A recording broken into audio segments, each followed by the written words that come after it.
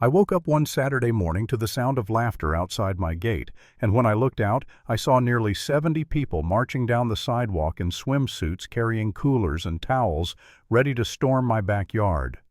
And the person leading this army wasn't a stranger.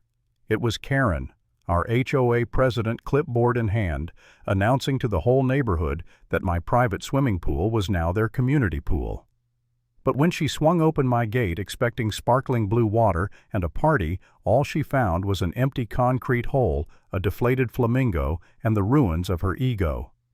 That was the moment everything turned upside down. When I bought this house, the pool wasn't even the selling point. Don't get me wrong, it was beautiful, clean tiles, palm trees. I planted myself the kind of place that looked like a postcard. But what mattered to me was peace. After 2 decades grinding at a corporate job, I wanted a little patch of quiet, something that belonged only to me and my family. I can still remember the first weekend floating on a cheap inflatable raft, my kids splashing at the shallow end, my wife bringing out lemonade. I thought, this is it. I've finally earned this. But peace in an HOA neighborhood, that's always conditional. I knew the board was active, but I thought, how bad could it really be? A reminder to trim the hedges, a warning about trash cans. Annoying, sure, but nothing I couldn't shrug off. Then there was Karen. Oh, you couldn't miss her sunglasses the size of satellite dishes, clipboard glued to her hand, marching around like she owned the whole cul-de-sac. She lived for HOA rules, and for months I felt her eyes on me, lingering at the corner, peeking over my fence, jotting things down, like she was waiting. The first shot fired was an envelope. A notice that the board would review my pool as a potential shared amenity. I laughed when I read it. It felt like a bad joke. But Karen doesn't joke, she declares. Soon after, she stormed into my backyard, pointed a manicured finger at my pool, and said, "This belongs to the neighborhood." My daughter whispered, "Dad, is she serious?" And all I could do was nod. That was the day the war began. At first, I tried to brush it off. I told myself no one could actually believe this nonsense. But then the fines started. $500 for restricting a shared amenity, $100 more because my mailbox was non-compliant, $75 because my lawn was excessively lush. Yes, apparently grass can be too green. And through it all, Karen was there, by the mailbox, on the sidewalk, smirking as she handed me yet another envelope.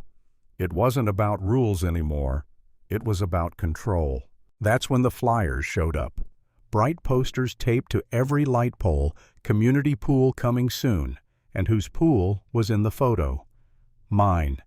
Kids splashing in the background, my wife's patio furniture in the shot, all without permission. Neighbors started whispering excited about free access. Some even asked me if I'd be grilling burgers for the opening day. I remember standing in my driveway with one of those flyers' hands shaking, realizing the neighborhood was actually buying into her fantasy. At night, lying in bed, I asked myself if I was the problem. Was I too stubborn? Should I just pay the fines and let it go? My wife worried constantly. My kids didn't want to swim anymore. I felt cornered, powerless. That's when the doubts hit hardest. Maybe Karen was right. Maybe fighting would only make things worse. For a moment I almost gave up, but then I saw the official flyer, a full-color announcement of a summer bash at the HOA pool. My backyard, my pool, my private sanctuary plastered across every mailbox with Karen's name signed as the host. 70 people invited to my house without me saying a single word. And that's when something inside me flipped. Enough was enough. Karen thought she had me trapped. But what she didn't realize was that desperation has a way of sharpening your resolve. I rented a pump under the excuse of maintenance. I waited until the night before her big event. The air was quiet.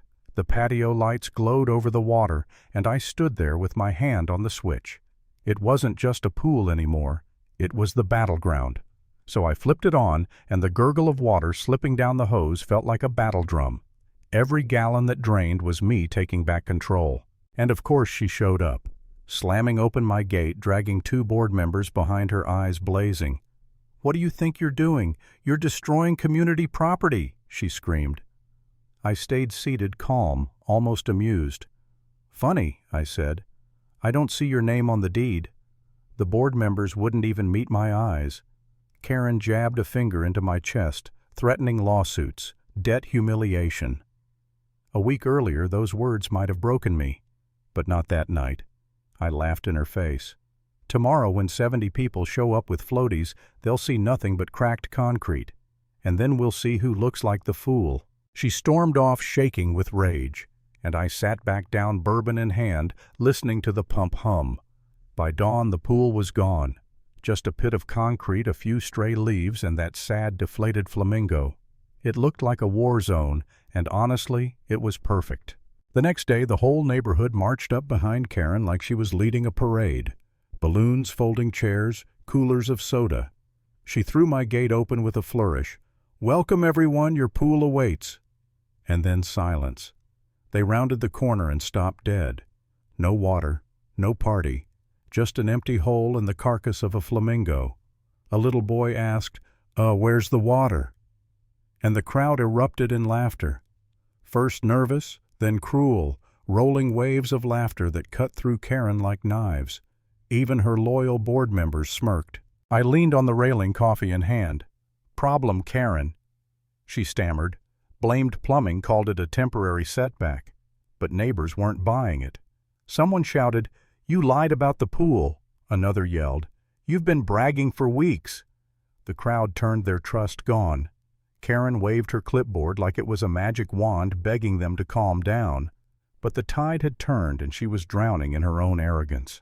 That was the moment her empire crumbled.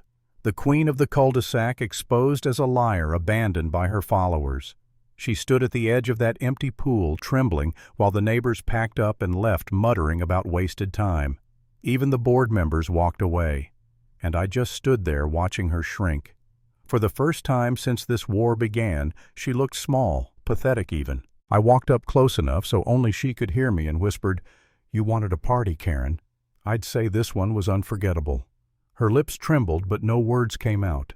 She clutched her clipboard like a lifeline and stumbled out the gate defeated. And that's where it ended.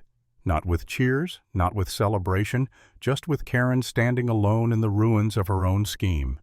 She had claimed my pool as hers, but in the end, she lost everything. Sometimes the sweetest revenge isn't fire or fury, it's letting arrogance collapse under its own weight.